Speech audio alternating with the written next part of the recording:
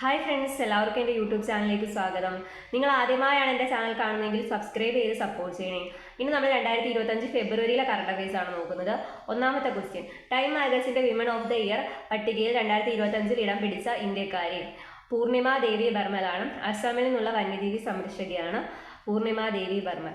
നീതി ആയോഗ് പുറത്തിറക്കിയ 2025 പ്രഥമ സാമ്പത്തിക ഭദ്രതാ സൂചികയിൽ ഒന്നാമതെത്തിയ സംസ്ഥാനം ഏതാണ്? ഒഡീഷയാണ്. കേരളത്തിൻ്റെ സ്ഥാനം 15ആണ്. 18 സംസ്ഥാനങ്ങളുടെ പട്ടികയിൽ കേരളത്തിൻ്റെ സ്ഥാനം 15ആണ്. ഒന്നാം സ്ഥാനത്തെത്തിയത് ഒഡീഷയാണ്. ഇന്ത്യ ജപ്പാൻ സംയുക്ത സൈനികാഭ്യാസമായ ധർമ്മ ഗാർഡിയന് ഫെബ്രുവരിയിൽ വേദിയായത് ഈസ്റ്റ് ഫ്യൂജി മാനുവറാണ്. ജപ്പാനിലെ ഈസ്റ്റ് ഫ്യൂജി മാനുവറിലായിരുന്നു ധർമ്മ ഗാർഡിയൻ. ഏതൊക്കെ രാജ്യങ്ങൾ തമ്മിലുള്ള സംയുക്ത സൈനികാഭ്യാസമാണ്? ഇന്ത്യയും ജപ്പാനും തമ്മിലുള്ള സംയുക്ത സൈനികാഭ്യാസമാണ് ധർമ്മ ഗാർഡിയൻ. ഇന്ത്യ മാലിദ്വീപ് സംയുക്ത സൈനികാഭ്യാസമായ എക്യുവറിൻ 2025 വേദിയാകുന്നത് മാലിദ്വീപിൽ തന്നെയാണ്.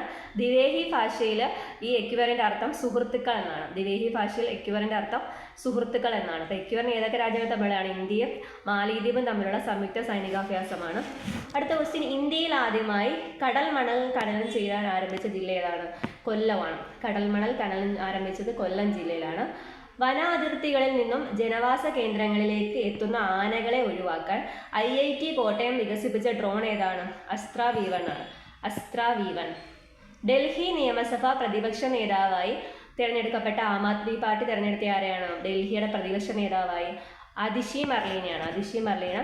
ഡൽഹിയുടെ പ്രതിപക്ഷ നേതാവാകുന്ന ആദ്യ വനിതയാണ് ആര്? അതിഷി മർലീന. അതുപോലെ തന്നെ ഇന്ത്യയിൽ ഒരു സംസ്ഥാനത്ത് മുഖ്യമന്ത്രിയും പ്രതിപക്ഷ നേതാവും വനിതകളായി വരുന്നത് ആദ്യമായി ഡൽഹിയിലാണ്. US-ലുള്ള കുടിയേറ്റക്കാരെ തിരിച്ചയക്കാൻ US പ്രസിഡന്റ് ഡൊണാൾഡ് ട്രംപ് തിരിച്ചു കൊണ്ടുവന്നിട്ടുള്ള 18ാം നൂറ്റാണ്ടിലെ നിയമം. അപ്പോൾ US-ലുള്ള കുടിയേറ്റക്കാരെയൊക്കെ തിരിച്ചയക്കാൻ വേണ്ടി ഡൊണാൾഡ് ട്രംപ് കൊണ്ടുവന്ന 18ാം നൂറ്റാണ്ടിലെ നിയമമാണ് ഏലിയൻസ് എനിമി ആക്ട്.